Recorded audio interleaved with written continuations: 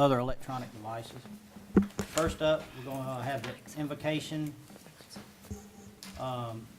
performed by Pastor Reginald Watts and followed by the Pledge of Allegiance to Commissioner Rita Johnson. And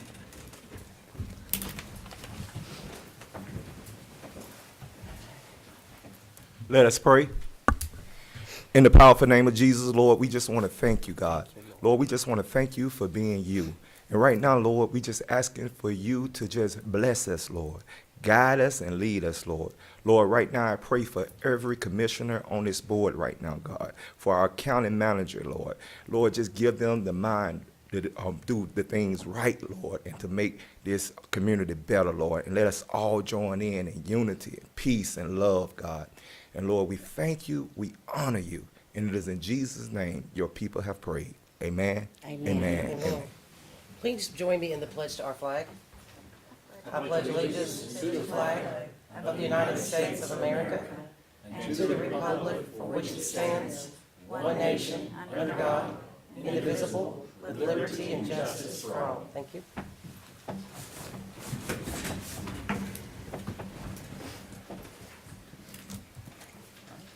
item number 4 is going to be citizen comment. Speakers must sign up prior to the meeting and provide their names, addresses, and topics they wish to discuss. Speakers must direct your remarks to the board and not to individual commissioners or to the audience. Personal disagreements with individual commissioners or county employees are not a matter of public concern, and personal attacks will not be tolerated. The chairman has the right to limit your comments in the interest of disposing of county's business in an efficient and respectable manner. Speakers will be allotted 3 minutes to speak on their chosen topics as they relate matters pertaining to the jurisdiction of the Board of Commissioners. No questions will be asked by any of the commissioners during citizen comment.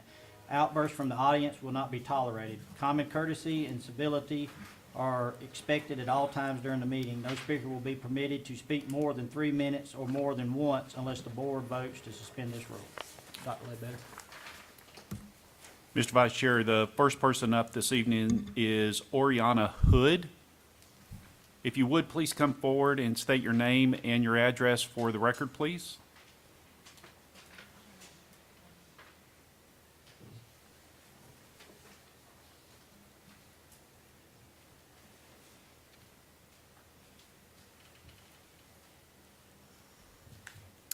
Oriana Hood, 615 Lane Street.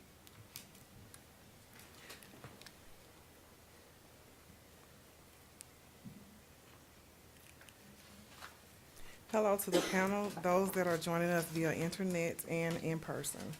My name is Oriana Hood. As I said before, I come tonight to bring attention to the disturbing actions that my family property has encountered.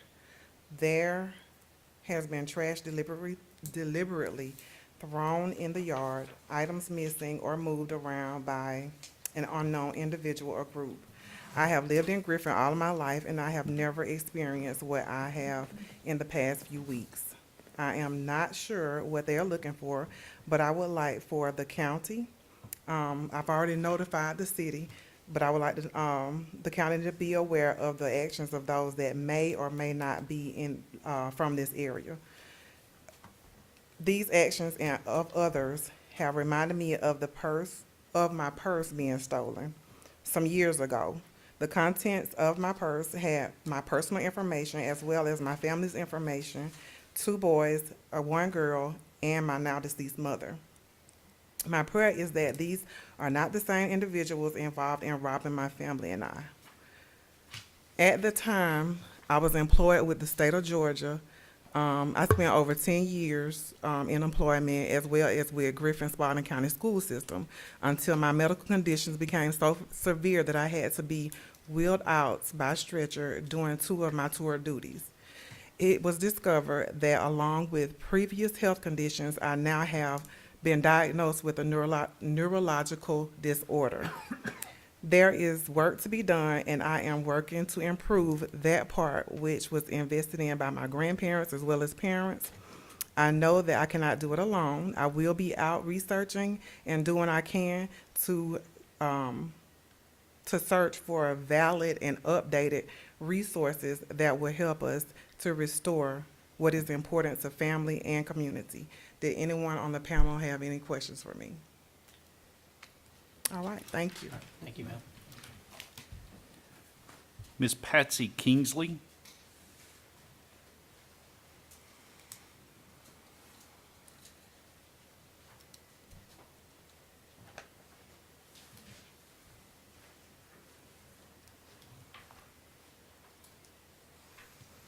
Hi, I'm Patsy Kingsley, 204 Hillendale Drive, Griffin. There are several people here to talk about the situation with the dogs at the animal shelter. I'm a cat person. This is what I am seeing at the shelter. I volunteered with the local rescue for 10 years in various locations and duties. I'll now volunteer at the shelter, and I'm usually present 5 to 6 days a week, whenever they are open to socialize in preparation for adoption. Also, with the agreement the shelter has with PetSense, I am also the person who, along with one other person right now, we are responsible for the daily cleaning of the cubbies there along with the employees. When we volunteers clean at PetSense, those cubies are completely clean, sprayed, wiped, litter scooped, water bowl emptied, wiped, and refilled, all while the kitties are having free play outside their cubby for an hour or more. I wish I could say the kitties at the shelter have the same privilege. Their litter is scooped or cleaned or emptied daily, depending on the litter being used. These cubbies are not cleaned or brushed out very often, maybe every 3 to 5 days at a guess, or as often as the inmate is instructed, is allowed, and is given supplies. I can't even do it because there isn't any supplies in the room. If a cat has eaten most of its food, there isn't any right now to add to the bowl. I asked if anyone checked before they left to be sure they had adequate food and water for the night. I was told yes. I have reason to doubt it, since I know the inmate doesn't do it. I understand some time ago water bowls were cleaned weekly and more if needed, not daily, not even emptied daily. When I was able, I have taken gross water bowls to the bathroom to wash out. By gross, I mean hair, fuzz, food, and saliva slime noticeable on the bottom of the bowl. A specific food was selected by the shelter for those on probation to bring to count toward service hours. For cats, that was Meow Mix, chosen because it was cheap and easy to provide. No other food is being used by the shelter for cats, period. Last Thursday was my first day back in 2 weeks, and there have been 2 cats determined to be pregnant brought in that time. I asked one of the office staff if the pregnant ones were getting kitten chow with the higher nutrition they need during pregnancy. The response I got was, she can check, but no, we have everyone on the same food, so they won't get sick from switching around. I'm sorry, but nutrition versus same for everybody in a potentially nutritionally compromised population, definitely compromised if they are pregnant, or in the outdoors with unknown sources and amounts of food at conception and the fetal growth period. And they're not worried about feeding a more nutritionally sound food from the time they are determined they are pregnant. And you realize those pregnant cats, 3 as of Friday, will deliver at the shelter in their cubby with potentially no human help around if they get into distress or to comfort. Not even cleaning the bedding they delivered on. Birth is not clean, believe me. Thank you. Thank you. Julia Maloney.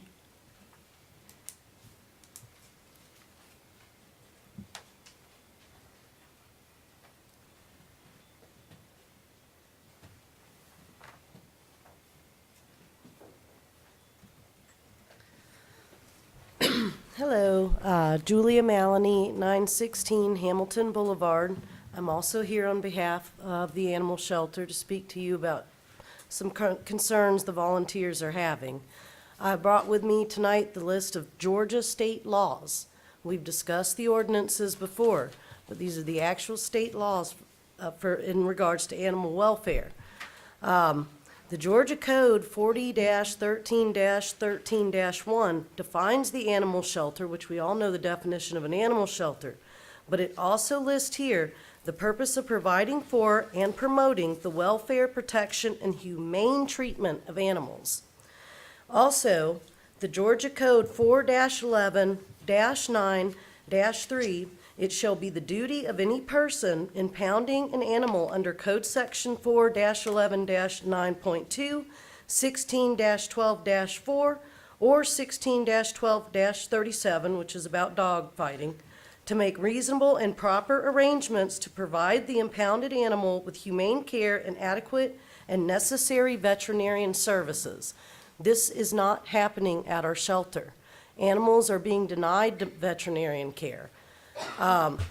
Also, in Georgia Code 16-12-4, the law specifically states that they must be adequately fed according to breed, size, age, and it does state here, sanitary conditions, ventilation, consistent with what a reasonable person of ordinary knowledge would believe the normal feeding habit for such animals, size, species, breed, age, and physical condition. Well, we all know, any person of average intelligence knows kittens need kitten chow, puppies need puppy chows. Animals that are nursing, if the mother is not nursing them, they need to be bottle fed. We can't have puppies just being put in the medical room to sit back there and die because there's nobody to bottle feed them. If we had the foster program, a foster, or at least allow the volunteers authority to foster animals so we can take them home and we can care for them temporarily. The Georgia Code, the Georgia law does recognize a foster home. A foster home means any place routinely or in the practice of providing temporary care for animals. A foster home must be under contract with a licensed shelter. That means we would sign a contract with the county that waivers. We cannot sue if the animal attacks. We can't be a liability. We do this at our own risk. Also, with the adequate care, one thing that I've noticed on the Department of Agriculture page, they list all the laws and they list all the amendments to the laws. They also list all these animal cruelty cases. And in the cases, there is about confining animals to small cages. There's reconfirming, they do list that as animal cruelty. Allison Burley.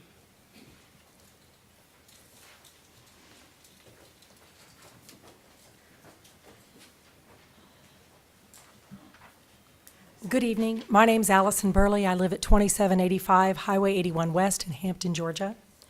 I'm also a dog walker and volunteer at the local shelter. I love going there. I love being there. There's nothing else that brings me more joy at this point in my life. I'm retired. The first thing I want to do is I want to thank Commissioner Flowers Taylor, because she actually came to the shelter and she actually saw how it was being run. She saw the animals. And I think she was, due to her help, we have now more adequate beds for the dogs, and I'm very grateful for that. We all are. Then I also want to tell you that recently we all had very high hopes for our recent director, and we know that didn't work out for whatever reason, and we're sorry about that. Oh well, but that's okay. The people that are there now, we realize there's not enough of them for this county. This county's big, I mean, to me, and we need more people. So, but even though there's not a lot of people, there's still a lot of people that care. There's so many people that when I put out posts for animals, and I'm like, adopt here, and it's so great, and la la la, and this animal's great, and blah blah. All these comments come, and people want to be involved. We have over 20 people that have signed up to be a volunteer at the shelter, and we're hoping to get that going more soon. But anyway, right now, maybe it's because people at the shelter feel overwhelmed. Maybe it's because they haven't been trained in certain areas. Maybe it's because they just don't know. We're not sure. But we have people here that have been in rescue, oh my gosh, for like most of their lives. They have so much knowledge. And we know other people at rescues that could help us. We need a powwow. We need a big powwow in this county, and with you all's help, we could have one to help the people that are at animal control realize what needs to be done and what could be done, and it wouldn't cost the county any more money, okay? We all want to work together. Our hearts are for the animals. That's why we're here. We're not here for any other reason. We just want to help the animals. We've seen animals die time and time again. We've seen animals not get the medical attention they need. I'm there all the time. And I see things and I say things, and they don't like that because they think, oh no, I'm trying to get them in trouble. I'm not. I just care about the animals, and that's how all of us feel. We do need to get the animals exercised. I can only walk 2 rows of dogs, which is over 20 dogs at a time, because then my body's tired, you know, I go home when I'm tired. But if we had the inmates taking time, you know, and it could be organized so easily. I'm a former teacher. Have the inmates, they could still do their regular duties, and then let's do a row and a half of dogs per day, so they get out at least once a week, you know, more than what the volunteers are doing. That's all I can do is once a week for the dogs. So other than once a week, they're stuck. Thank you. Thank you. Chuck Cochran?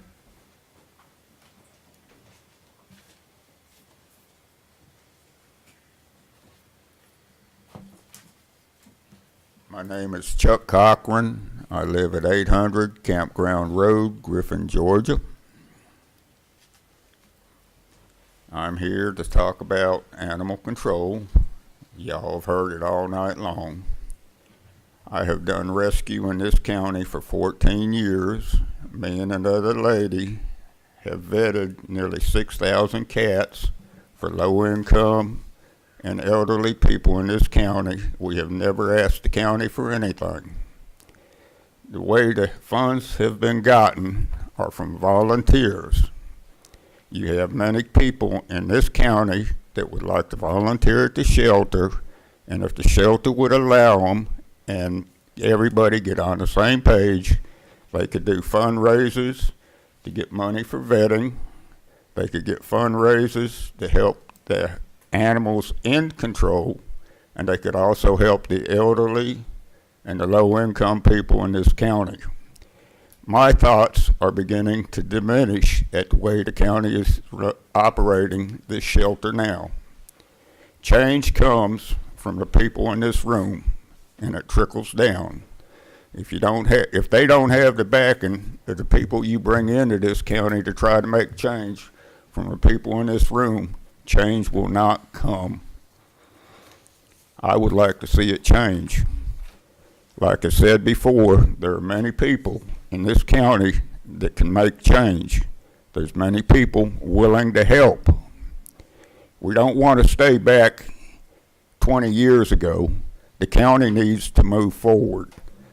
Other places in the United States and other cities have done this, and they've made great changes. If you look at the county webpage, on the discussion page about the animal shelter, you'll notice what is said. They are treated bad, and, you know, I'd like to see it change. I'd like to see 5 stars up there. But how are you going to get 5 stars when you don't take care of the people that you put in place? I knew Susan Hardwick for 10 years, and she wanted to make some changes. I didn't know Mike well. I knew he wanted to make changes, and they didn't last. I'm not asking why. I don't know.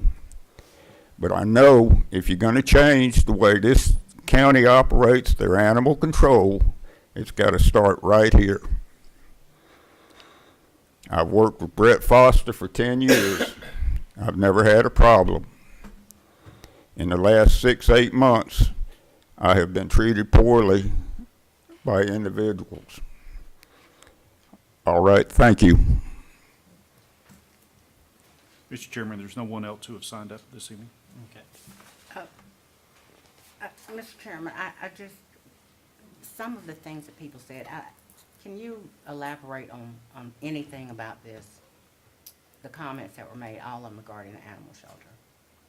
So from a staff's position, yes, we completely agree that things need to change. We need to do something different at the animal shelter. We struggle with hiring individuals.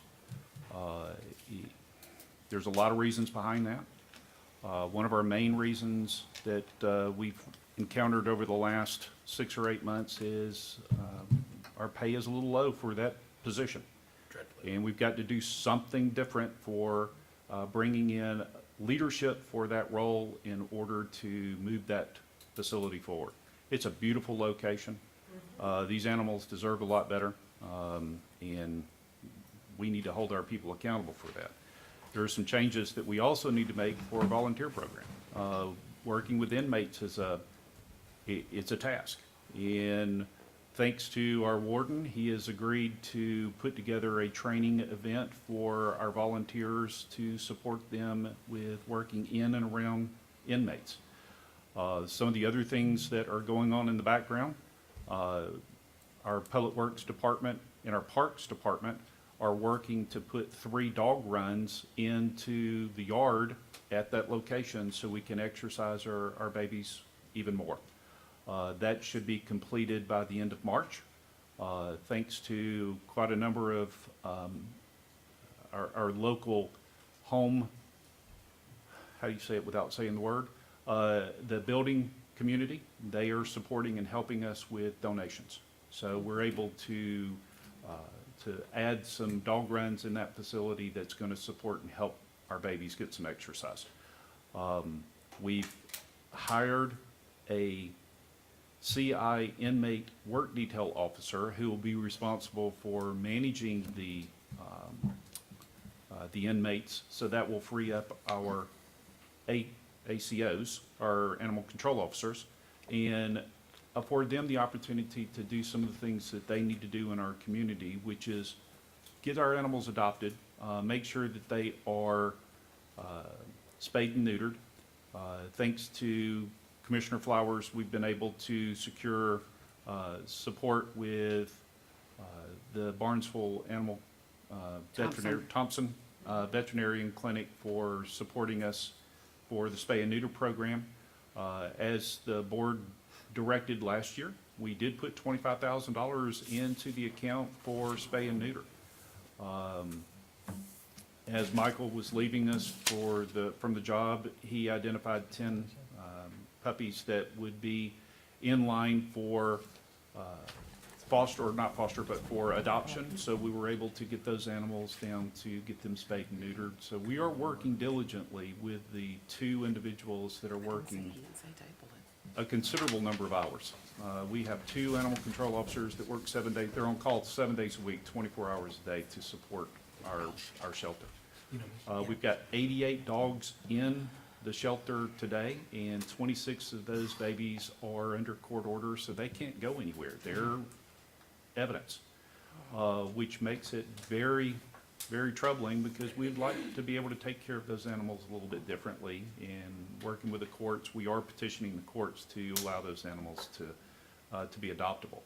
The challenge with that is if those animals, if the individual who is being charged, if they're found not guilty, then they get the animals back. So some of them we have to hang on to for an extended period of time, simply because the court is so backed up that we struggle to get the court's agreement to move those forward. But one of the things I would very much ask Grace for is be patient with us. We are working diligently to increase the pay for the individuals who are working that position, and give a little bit of grace for the 2 that are down there, because they are absolutely exhausted. I want to ask a very specific question, because it either needs to be investigated with law enforcement hand in hand, or a bad rumor put to rest. Are any animals being denied needed medical care in our shelter? No, Are any animals being left to die that are injured or wounded and otherwise? no. Okay. We are working very diligently with Thomaston Veterinarian Clinic to make sure that does not happen. So all the animals in our shelter are receiving all the necessary medical care that they're supposed To to. my knowledge, as of the conversation this afternoon, yes, sir. And plenty of food and water, as it was. No, and, yeah, I'm just, sorry. No. I know we're not supposed to be talking, I'm just gonna, but, yeah, that's not quite correct. When we built the animal shelter, there was a lot of discussion about the size of each of the cages and the way that they go back and forth and this kind of stuff. There were several change orders given about the doors, and then oops, we forgot fire suppression. And so even though the experts came in and said, we're experts at this, there were several times where we went, it seems like a mistake an expert wouldn't have made. The size, though, of those Enclosures. enclosures, that's the word I'm looking for, that's actually a state specified thing. To me, become a certified, it has to be so big, right? That's like set by the state. The guillotine doors are there for a very specific reason. The guillotine doors are there to allow the puppies to go to one side. You close the door, it affords you the opportunity to clean the other side. We should only be running about 44 dogs in the dog side of the kennel. But we have so many that we have brought into the shelter that we have the guillotine doors closed, and we're running 88 dogs right now in the shelter. That's a lot. But the size of those enclosures, that seemed like they didn't, when they came and they said, hey, this is what we're gonna have and this is how big they are, we asked specifically about the size of them, and they said there's like a state standard that's. The state standard is for the guillotine doors to stay open so the dog has an opportunity to go back and forth between the two areas as a run. And the guillotine doors are there specifically to close so you can clean one side of the kennel while the dog's in the other side. If we were to close the shelter to only 44 animals, it would be a significant challenge. It would take twice as much space for that facility to handle 88 cages. So what are our options as far as getting it down to 44? So the option for foster program is a viable option, and it's one that we have been instructing our team to use. In fact, we engaged with Stephanie, our county attorney, to write the contract for us for the fostering program. As soon as we can get the manager for the animal shelter in place, that's exactly what we're gonna do, is foster as many puppies and kittens as we can possibly foster. Because that affords us the opportunity to have kennels available for vicious dogs, which is exactly what the county is responsible for taking care of. Thank you. Yes, ma'am. Any more discussion? Item number 5, presentation of financial statements. We're gonna have none this month, and I see a note here that says these presentations will be moved to the second meeting of each month to align with the receipt of our bank statements. This will afford staff to provide reconciled data for your review. Yes, sir. Thank you. Number 6, minutes. Consider approval of minutes from the Spalding County Board of Commissioners work session and regular meetings on January 8, 2024, the Spalding County Board of Commissioners work session retreat on January 19th through the 20th, 2024, the Spalding County Board of Commissioners extraordinary session and executive session on January 22nd, 2024, and the Spalding County Board of Commissioners zoning public hearing on January 25th, 2024. Mr. Chairman, I would like to make a motion to approve the 6 minutes, 6 sets of minutes as you have read them. I'll second. Any discussion? All those in favor? 4-0. Item number 7, consent agenda. Consider request Nuke Pron Tunk for a letter to be sent to the Georgia Legislative Delegation in support of an increase in the per diem for state prisoners housed at the Spalding County Jail.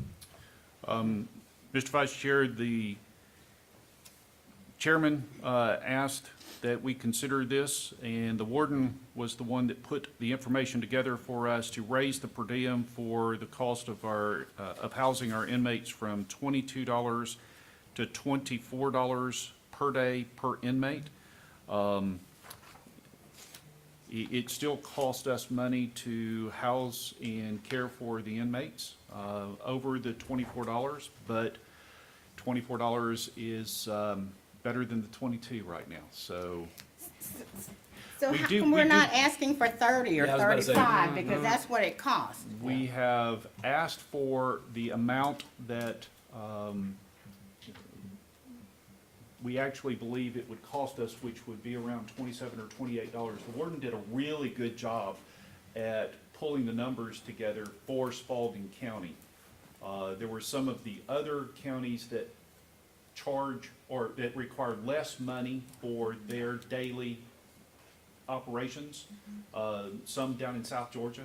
So the way the state did it, they took an aggregate for South Georgia and North Georgia Corrections Institute, and they moved up $2 per hour, or sorry, $2 per day per inmate.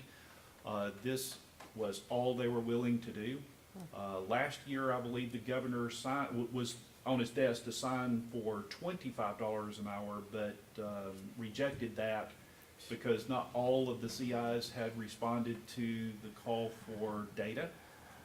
Our warden did a great job at pulling the information across the state and really working with the Wardens Association to get the data required to move us up to the 24. So kudos to our warden for the work that he did, but I do believe this is all we're gonna get this year, yes ma'am. So we can go back next year and request more? We go back Every, every year. maybe we'll get it bite size. We go back every year, yes. This year, the state's got a Now, the 6, flip side of that is we do gain some benefit for the inmates that we house here in our county. So if you do the math, the work that our inmates are performing to cut the grass or to take care of our animal shelter or to clean our buildings, we pay about $4.35 an hour for if you do the math, we pay about $4.35 an hour for the work that we gain from the inmates. So there is benefit for that. We're just of the same opinion that I believe you are, that the state should pay a little bit more for the inmates' care and housing for each of them in our community. Motion to approve. We talking about stuff Second. that we have nothing to do with, no power. Any more discussion? All those in favor? 4-0. Item number 8, new business. Number 1 under item number 8, consider request from Marie Brothers, Spalding County District Attorney for additional funding to prosecute a capital murder trial in response to the Mark McIntyre case. Dr. Ledbetter. Mr. Chairman, from the work session earlier today, District Attorney Broder was asking for the board to consider funding $50,000 for the hiring of an additional attorney in support of a capital offense case moving between now and the new fiscal budget year. So that was her request. Mr. Chairman, I'd like to make a motion to approve the hiring of Ms. Liz Baker to work for the district attorney office as an appellate attorney, and to add $50,000 to the budget for this year, for this fiscal year, for that expense. Okay, we have a motion, second? Second. Okay. All those in favor? 4-0. We wish her the best of luck.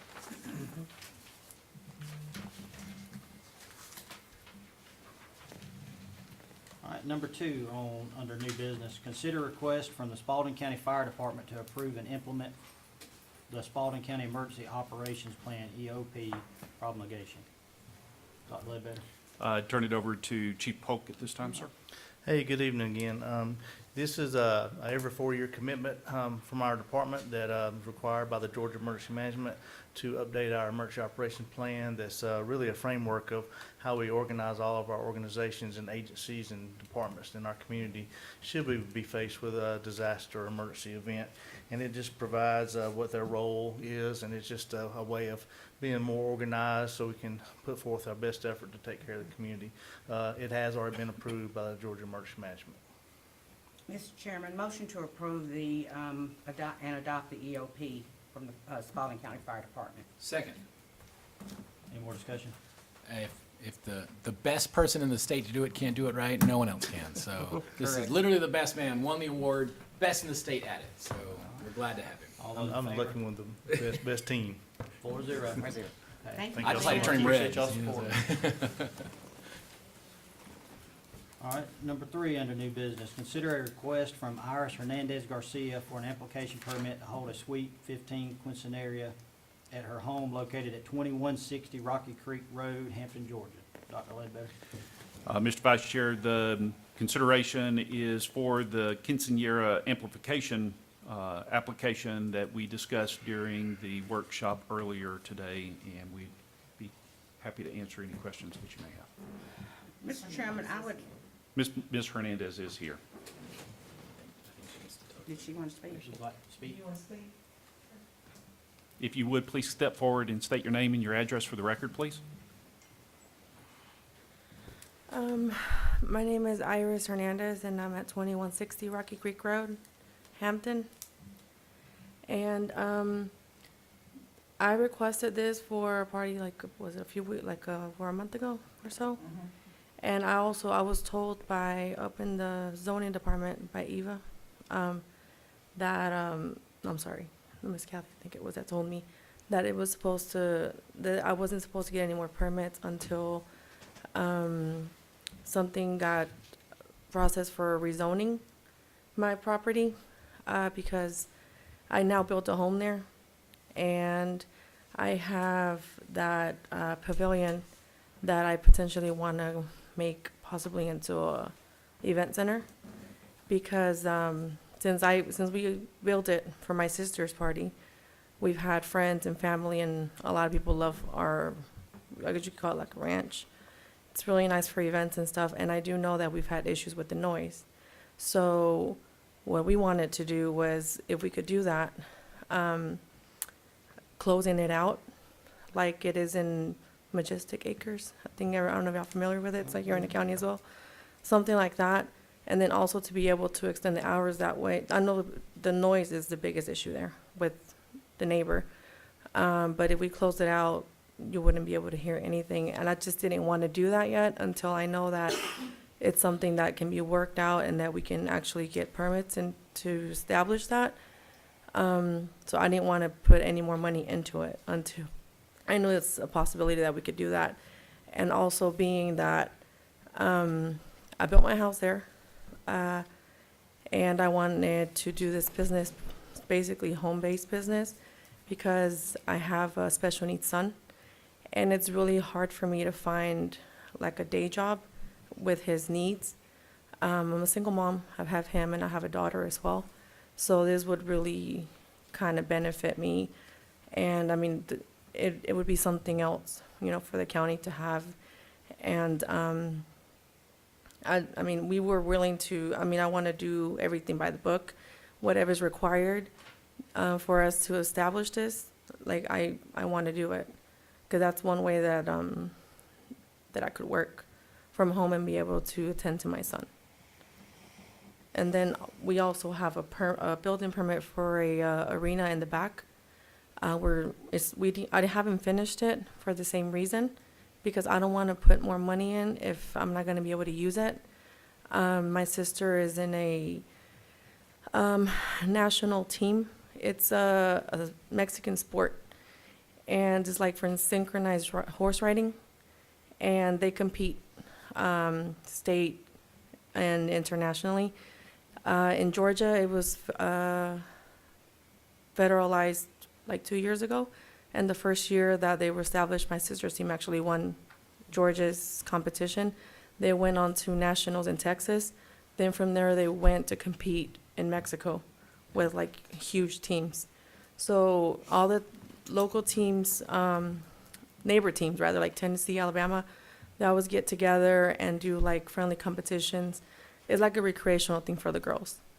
And so everybody has like a place. So that would be like the home to my sister, to my girls, to be able to practice and then have other teams come and do like friendly competitions, or if required, like state.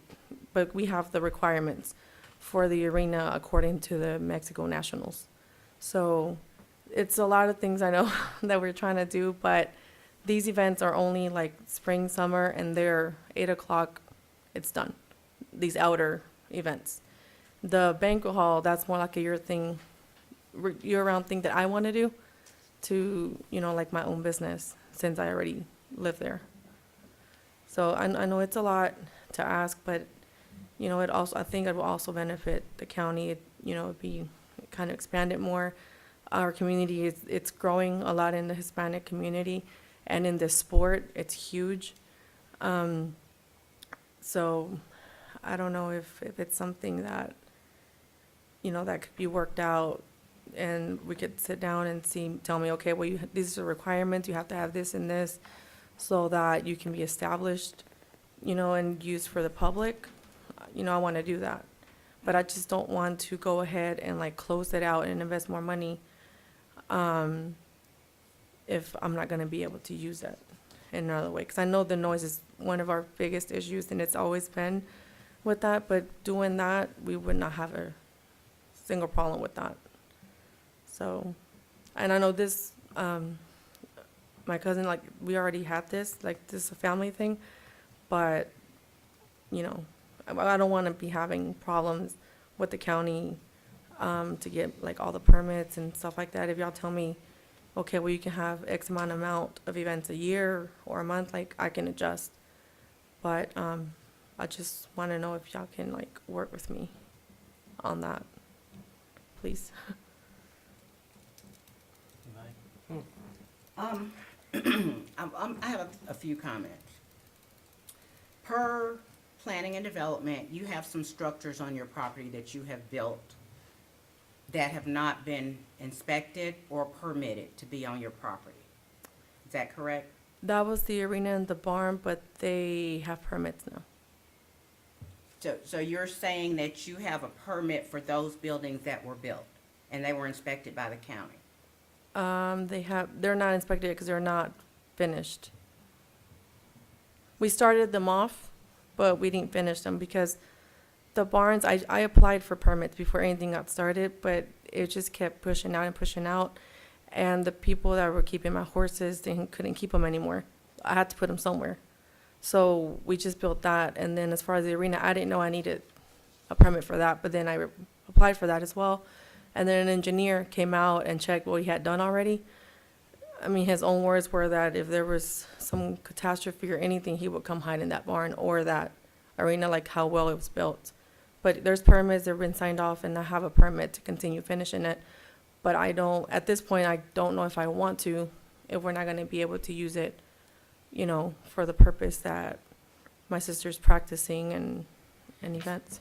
So, and I'm just speaking about, we were informed in our workshop today that you don't have permits. So our planning and development person is not here. But that's not what you're here for tonight. Correct, You're I just here wanted to ask elaborate a little for- bit as to what I'm doing with You're that. here to ask for amplification. And for us, it's a problem because the buildings that you are using out there presently, other than your home, have not been inspected by the county and have not been permitted according to our planning and development person. So us allowing you to have an event out there and knowing that these structures are there puts us liable in case a building falls down or anything that could happen that someone would get hurt. So whatever you're gonna do with the arena or whatever else you're planning to do, you're gonna need a site plan. And that will have to go through planning and development before it ever even gets to us. But my concern tonight is that we had 3 events that you actually asked for last year, and we don't feel comfortable. You can have the event, but I don't feel comfortable giving you permission to have amplification because I feel like there's some things that are happening out there that haven't followed the rule of what needs to happen. The pavilion had permits and it was inspected. The pavilion was like a while back. That's separate from the current permits of building the arena and the barn. The pavilion was inspected and it was taken care of. Okay. That's where the events are taking I'm place. just simply repeating what we were told as staff today. We What's asked the specifically. occupancy of it? Has the fire department been out there to check it? You got an occupancy? No, because number? we don't have it as a So business that's or kinda- it's just that's like kinda a stuff we're personal looking use. for. We don't have no outline. So if something happens, if we was to sign off this and they got over there, and I've seen it, and it's beautiful. I mean, it looks 100 times nicer than Mystic Acres. But if it was to get out there and a strong wind come and it collapse on people, then it falls back on us. That's why we can't approve it. So it sounds like that there's a communication breakdown. is what it Yeah, sounds like. but the party that we're having is like a personal party. That's why I'm not doing anything public or anything like that until we get all that situated with the noise and all of that. I don't want to deal with people that I don't know. And that's when it falls to us that we can't approve an application permit because we're basically giving you our blessing. If anything happens, liability falls on us. If you do what you do and it happens, it's Right. on you. It's not on us. And, that's why and we you're, can't. and what you're asking for is amplification. So Right, like, asking for- to have your friends and family over, you don't need our permission to do this. But to have amplification, you do because of its impact on the community. So if we are sort of blessing the party at a unlicensed event center, before following all the event center rules, then that lends a bit of liability back to us. Whereas if we say, no, we're not gonna let you have amplification, but you can still have as many people from your family over that you want, as long as, but you have to follow the normal nuisance rules. Like that's, you hear the difference in what I'm saying? Well, that's what we're gonna do, friends And no one's stopping family. you from having the party, it's just that we can't approve the amplification.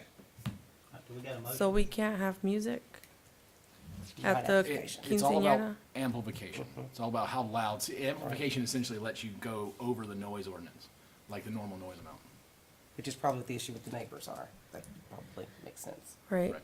And I'm gonna say one more thing too, before we do call for a motion. Don't let this hinder you, don't let it stop you. Right, right, I mean, if you do things the right way, we'll support you 100%. Yeah. I mean, like I say, it's a beautiful place, so don't let it stop you. I It's ar- just that we can't do it until it's done right. No, I actually had a presentation, I turned it into Eva months ago, and I wanted to have a meeting with all of y'all so I could see and I can explain further what we're trying to do and if we can do it. But as far as the amplification permit thing, that's more like a personal party. And I don't know if any of you are quite familiar with the quinceañeras and how when they do like their dance or whatever, like everybody has to hear it and it's a whole thing, so. Again, we love the idea of there being an event center that follow, but in order to get there, you have to follow these rules and check these boxes, and this is how we have to have the fire marshal involved, you have to have the building inspectors, this whole thing. And we're not there yet with the property. That's not, you haven't finished that process. So, these buildings currently, like you said, you're running a business out of your house, but again, there's another thing, you've got to get a business permit, you've got to get all, No. you see what I'm saying? There's all of these things that have to happen before we can allow this sort of stuff to continue. You had multiple of these last year, we had a lot of complaints from the neighbors, and again, there's a whole process to it. No, And so- yeah, and I understand. I don't, not running a business yet. I want to use it for that purpose because it's there and the maintenance is expensive. So, and I didn't really think about all that before I built all that. But as far as like the event, it's not a business. It's my cousin's quinceañera. My grandma had 12 kids on both sides. So, each uncle has like 5 or 6. And then those kids have kids. So it's like a huge family. That's why it's so many. So, Well, thank you, Ms. Garcia. Get a motion. Yes, I would like to make a motion to deny Ms. Garcia's request for amplification for a party that is she's scheduled for February 17th, 2024. Get a second. Second. Any more discussion? All those in favor, raise your hand. 4-0. Like I say, do it the right way. It'll work out for you. I just don't know what I'm gonna do the parties next week. Thank you. Item number 4 under new business. Consider approval of an IGA between the City of Griffin and Spalding County to amend the funding requirements for the city and county with respect to the Griffin Spalding Business and Tourism Association. Dr. Ledbetter? Ms. Stephanie? The GSBTA has made adjustments to this agreement, and Commissioner Flowers Taylor can speak to that. They've reviewed it. The City of Griffin has it. Spalding County has it. It is very similar to the IGA that was currently in place, but GSBTA just wanted a few changes to be made. What are the changes? I mean, they're fairly simple, just what the officers do. Instead of having a director, we would have a manager in those cases, just what the secretary treasurer is, what the job descriptions of the board members are. That was one of the changes. And the other change was that we would continue to fund the Chamber of Commerce we said at the level that they were being funded when we started 10 years ago, which clearly 10 years later, that's not enough money. So we changed it so that they can come back to us and ask for money as needed. Same thing with UGA Community Outreach Program that we also agreed to sponsor annually. Okay. So what's the difference in the manager position and the director? Why the change? Well, we used to have an executive director, and that basically helped us to get everything started. That executive director, we have not had an executive director in almost a year and a half. We had a lot of projects on board. We really didn't have work for an executive director. So the board has just kind of managed all of those aspects of what it is that the manager will be doing. So that's the difference. So, okay. And the GSBTA itself approved these changes as well? So you're basically just redefining the titles and the Right. roles of the board. Got a motion? I would like to make a motion to approve the intergovernmental agreement between the City of Griffin and Spalding County with respect to the Griffin Spalding Business and Tourism Association. I'll second.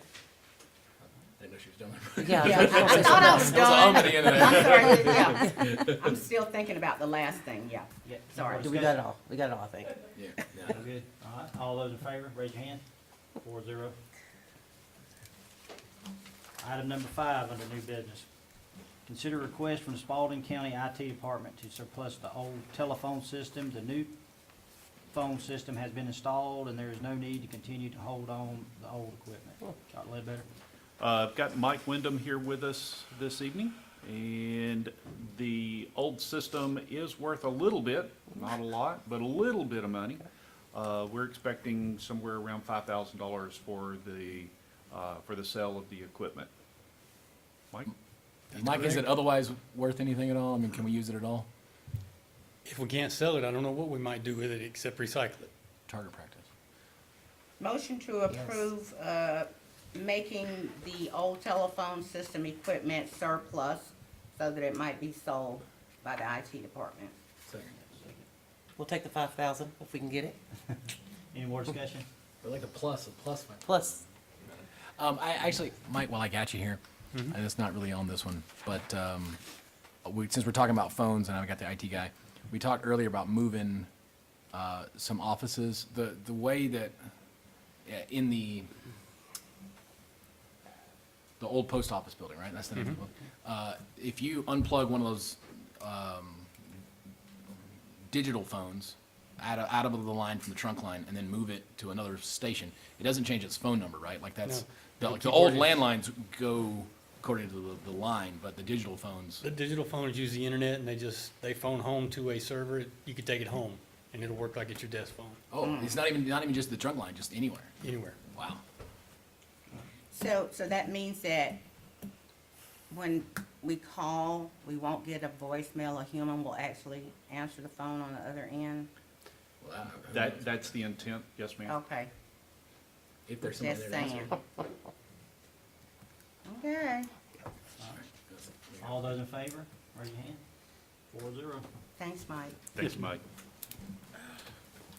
All right, number 6 under new business. Consider request from John Kraus for a letter of support for the development of an assisted living facility on Highway 92 across from the First Assembly of God Church. Dr. Ledbetter?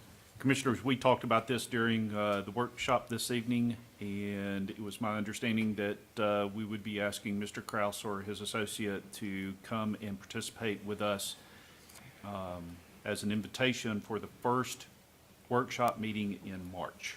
Motion to table until the time that Mr. Kraus and his associate can come and make a presentation to us.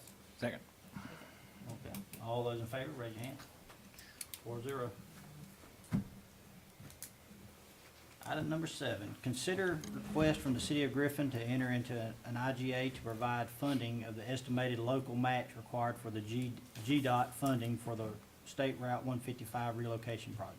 Dr. Ledbetter? So after lots of conversation with the City of Griffin and looking through all of the previous minutes, There was indication that the city and the county had agreed to a 50-50 split for the redesignation of 155 with respect to funding the project. This document codifies that decision so that we will have a 50-50 split. Thanks to Ms. Jessica O'Connor, the city manager for Griffin, I believe the check for the 50% that has been expended to date has been cut, and we should be receiving that here in just the next few days. This just codifies that agreement as we move forward with this project. If I may, Mr. Chairman, what's the total cost of the amount of money that we've expended on this project? 198,000. And do we have any idea what the projections going down the road are gonna look like? So the last piece of the project for the 155 that both the county and the city should have to expend is roughly $76,000 for the final component that Heath and Lineback will complete by the end of the year for us. Once that component is completed, GDOT under Phase 2 should take over for all funding moving forward. So the money that we paid, this $198,000 that we paid for that out of transportation funds? Yes, ma'am. From which From- SPOS?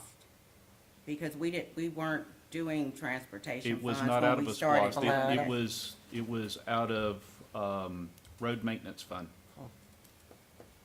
I think that's where it came from. Yes, ma'am. I don't think it came out of the SPOS. When we started this, road maintenance did not have money to do this You're with. exactly correct. So we're talking about 4 or 5 years at least back, so. That is correct. I don't know how we've done the billing on this end, but on the front end, I felt like it came out of our transportation money. I just do. I remember William saying that, we had money in transportation, so I would just like to know for sure We will pull that where for those you. funds came from, and will they go back to there? Yes, ma'am. We will pull that Okay. for you and have that for you at our next meeting. That's when the finance department will update their information. Perfect. In that case, Mr. Chairman, I would like to make a motion to approve an intergovernmental agreement between the City of Griffin and Spalding County to fund equally the local match required for the GDOT funding of the relocation of SR 155. Got a second? Second. Got a second? Any more discussion? All those in favor, raise your hand. 4-0. All right, now we're at old business. Number 1, lift from the table and appoint the chair per the ARC by laws to the Atlanta Regional Commission to succeed Gwen Taylor Flowers for 1-year term ending December 31st, 2024. Motion to lift. Motion second. Second. Any more discussion? All those in favor? 4-0. All right, lifted from the table. So I'm sure Mr. Chairman is watching this at home, and he's going to derive so much pleasure from me making a motion to let him go ahead and appoint himself to the ARC guy for the Spalding County Board of Commissioners. Is that an automatic chair position? It is an automatic chair position. Okay, yes, then, ma'am. well, just congratulations to Easy peasy. him, yeah. He's aware. Okay, We got a second? no, we don't gotta vote on it, it's him. Oh, yeah, it's All right, automatic. It's him, done deal. period. Got you. That's what he get for not showing up. All right, item number 10, report of the county manager. Right. So the aquatic center, the pools are filled, and our management company will begin training next week on the systems to operate the facility. If you've not been by, please go by and take a look. It is turning out to be just an absolutely beautiful facility. The RFP, Spalding County issued the RFP for our financial software package with a close date of February the 23rd. The RFP required those responding with bids to include a software module with a readily accessible dashboard available for sharing our financial position with our community through graphs and charts. Our intent is to be transparent with our financial position, and we have also an intent to ensure that this information is readily available on our website. So as we move closer to the close date and we get into the selection phase of the RFP, we'll make sure that we keep our board informed on this software package. The RFP for legal services was issued with a close date of the first week in March, and we have already received one bid, so thank you. ACCG conference, the annual conference is coming up April 25th through the 28th. I just wanted to reiterate this from our last meeting. This program provides us the opportunity to do major business across our association. We get good information as we interact with other counties across our state.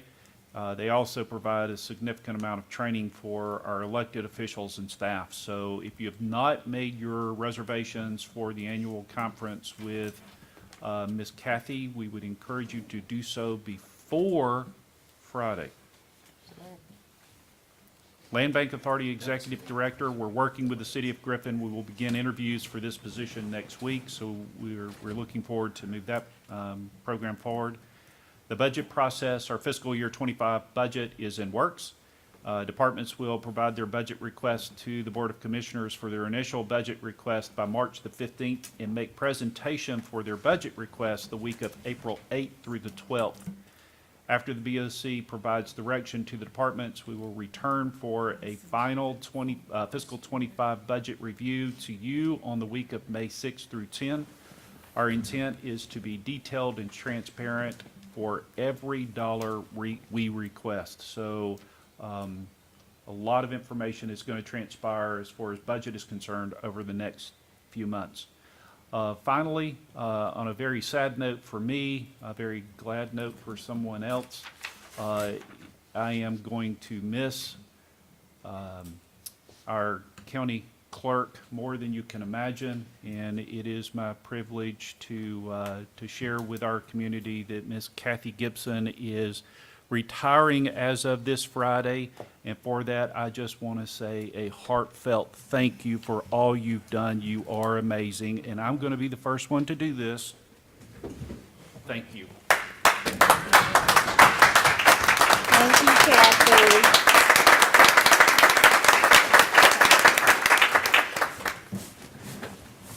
Mr. Chairman, that's all I have for this evening. Now we're going to go to report of the commissioners. Commissioner Johnson. Okay. First, to the animal shelter volunteers, thank you for coming. Yes. And thank you for continuing to keep us updated. Please know that we hear you, that we understand, and know that we had a retreat, which I'll talk about just in a minute, that the animal shelter did come up. It's always in the front part of our minds. So just know that we're just not here just kind of listening to you in and out. And, you know, we're taking note of it, and we appreciate everything that you do. We really do. So please know that. Working hard to find a manager, you know, and we know what we need to do to get that right person. So we just don't want to put a warm body there. We want the right person with the right skill set. So just work with us, and we thank you. Once again, I can't say that enough. I believe our work sessions really work when it's done correctly. I want to say that. I think we had a very good work session today. I'm thankful, Steve, for the presentations that were presented. I think it's going to be very beneficial to the community, particularly the capstone update that you provided us. I think that's going to go a long way. The more we talk about that and people can see the vision that we have for this county, it's very exciting, and it's within our near future. So, I mean, I think that's something that I'm looking forward to implementing with our relationship with the authority, Water Sewer Authority. Also, the HR update, I was enthusiastic about that as well. Making a lot of progress in some of those positions that we're looking to fill, key positions. So I want to thank Miles for those updates. I'm looking forward to hear more information about the insurance that looks like I think he said February 17th, I want to say. Yes, ma'am. That's always a big deal for this budget. Insurance is one of those top-rated budget items that we deal with every year. So we're hoping that, but he does a great job at this. We get the best bang for our buck and more benefits allotted for our employees, which is very important. Can't speak about the retreat enough. I thought the retreat was great. I think we got a lot out of it. I think we were challenged in ways that we really didn't expect to be challenged. I just kind of hope this carries through for the rest of the year. And looking forward to our quarterly meetings when it comes to that. Kathy, I'm going to miss you. Love you. And I'm going to say this. I speak on behalf of Commissioner Miller, who's not with us. I know he's down here just watching you and just knowing that and thanking you. So, love you. I'm gonna start with, I've been inside the aquatic center. You guys should go take a look. It's awesome. I'm so excited. I'm so excited. The zero entry for the shallow end rehab and family pool, like, that's really, really cool. It's also got a full diving board in there, which most aquatic centers don't have, so I'm really excited about that. Bleachers, so that you could have competitions. It's really just fantastic. Big changing rooms, big family bathrooms. There's what we're calling the classroom right now, but will be available for all kinds of rentals and stuff. It's really going to be great. Like, man, I'm just so excited about it. We did a video. DeAndre's still editing it, so we'll get that out. I made it as cheesy as possible, so you guys get to laugh at me about it. I'm going to say this every day until we get a budget, which is if you think that we can do better, and we all know that we can do better, we would love to have your input. Our budget is humongous, and there's more than 1 million moving parts, and that said, Dr. Ledbetter does a fantastic job of literally combing through it and going, where can we cut, where can we not? How do we squeeze every single drop of juice out of this budget? But if you have some great ideas, we'd love to have them.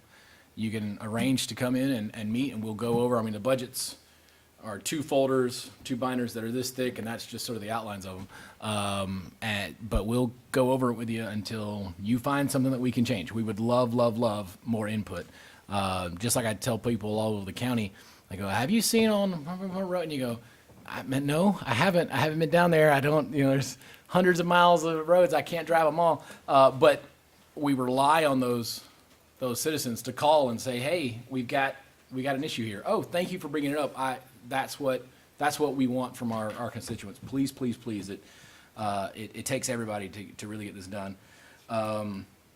Just like Commissioner Johnson said, our weekend-long retreat was effectively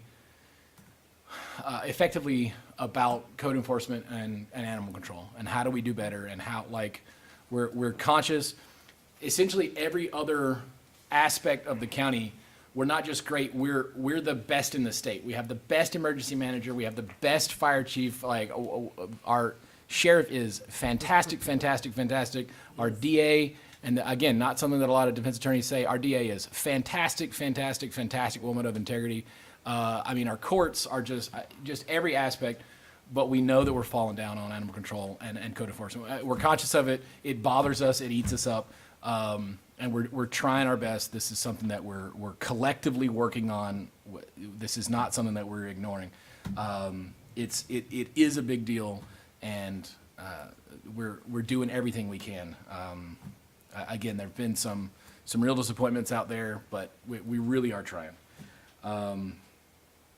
Let's see. We had the idea for volunteer training, not necessarily to teach volunteers how to walk dogs, but to teach animal control volunteers, like, what the procedure is and how to deal with the inmates, because you can't take pictures, you can't, you know what I mean? Like, there's all kinds of rules when you're dealing with someone who's incarcerated. But also, like, hey, this is how we answer the phone. This is how we do this, like, and then we could get, anyway, we're kind of inventing our own wheel here, but hopefully we can steal other people's wheels and put them in place too. So there's plenty of room for improvement there. And again, some of the stuff like law enforcement, I mean, it just takes precedence. When 5 tornadoes come and hit, like, we love the animals, but, like, humans come first. Right. And so that said, those things we're not 100% at, but we're 90 and 95, 98% done with all the, you know what I mean? And we're now down here at the animal control and code enforcement. And, sorry that the animals didn't come before the roads and everything else, but, the priorities of the county just are what they are. And it's not that we don't care about animals, but, we have to do things in the order. And I'm going to end again the same where everyone else is. We love you, Kathy. We're going to miss you. If you don't write us from all the amazing vacations you're about to take, we're going to be mad at you. Send us postcards and pictures. We can't wait to see how much you're going to enjoy your retirement. So we love you. We're going to miss you. Thank you. Oh, Lord. Kathy, you already know. You're my work wife. I love you. I don't know what I'm gonna do about making sure all my papers are together and I remember to come to the meeting and stuff. I just feel like I should just go home with you. That's okay. I got extra room. Just know I love you and I appreciate everything that you've done. I hate it when I get woke up out of my sleep about something that has to do with Spalding County. Because when I leave here, I like to leave whatever it is that we did up here. But, and I tried to look it up on my phone, but whoever the citizen was that sent us an email this weekend, I could not even read the whole thing. It just literally disgusted me. Which part?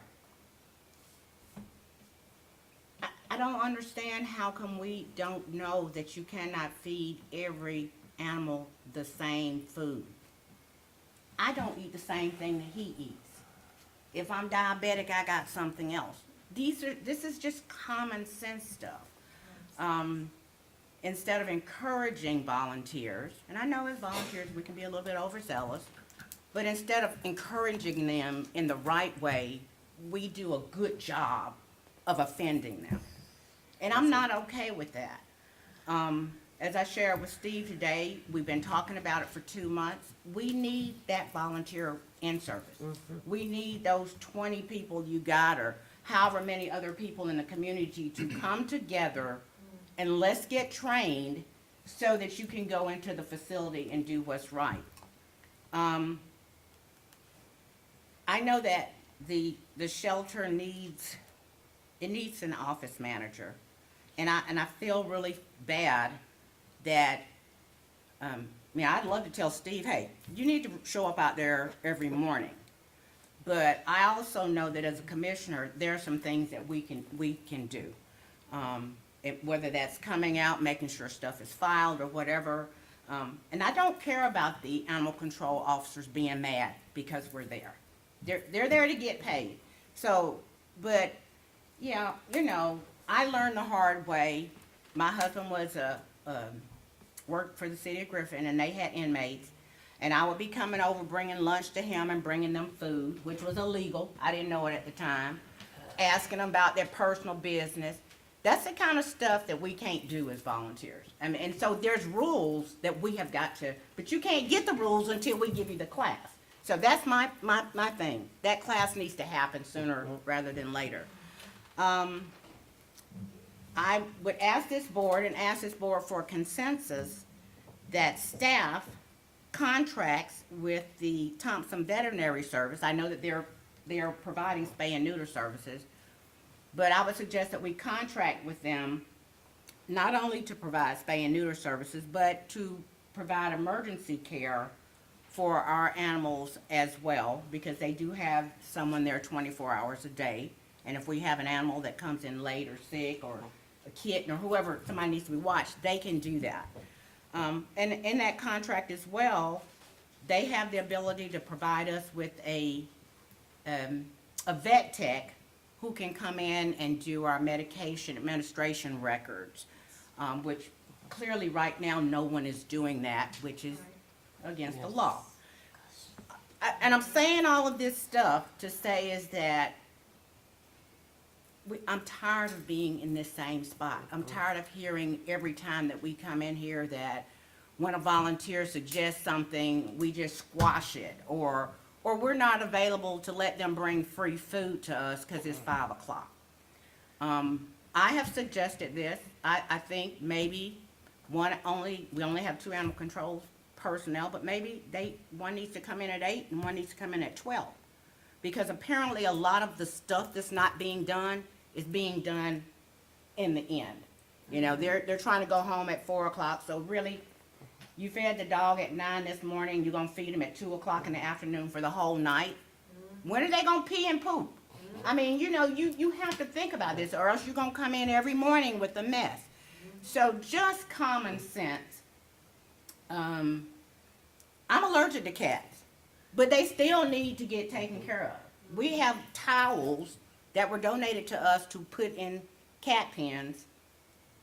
Nobody's doing it. So I'm just, you know, do you want me to go out there and sit at the front desk and try to help them out? I don't know what the answer is, but I'm just tired of us being in the same spot. And I'm not gonna be getting woke up in the middle of the night because I can't read a letter from a constituent because it just completely grossed me out that that's really what they're seeing and that's how they're being treated. So, I'm sure that some of us will also be visiting out there, but I'm just gonna have to try to see how I can be of more help. I have more time than the rest of y'all that have a real job, but this is, you guys, I take my hat off to you, because if I was a volunteer and I was treated like y'all, I sure wouldn't come back. I have some choice words for these Spalding County people, but I know you're there for the animals, so hang in there. We're working. We're working on that. The other thing I wanted to say was that I really appreciate the workshop today. It is really nice to come in and have gotten all the guts out. And of course, anybody that comes to the night meeting, if you want to know what the guts are, you can just kind of go back and look at it on video and see what the guts were earlier. But I think it's a better use of our time. It allows everybody to get the same information. And we come to our meeting at night knowing what it is that we're really, really talking about. I guess I've been on my soapbox enough. I hope I can sleep tonight when I go back home, because it really upsets me about the animal shelter. That's all I got, Mr. Chairman.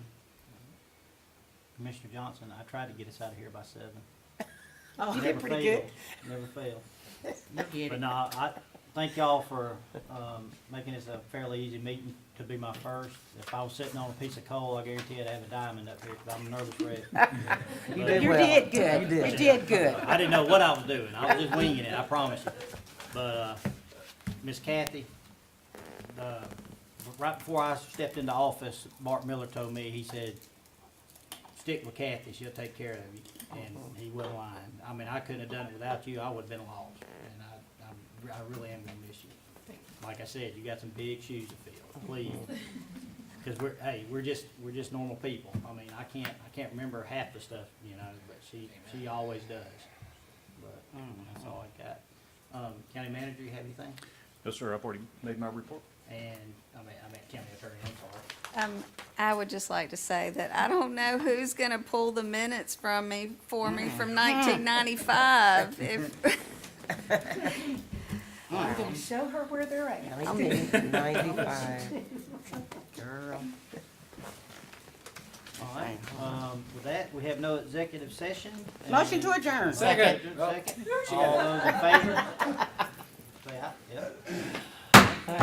You did good, Ryan. Thank you. Yeah. Except for when you appointed Clay to ARC.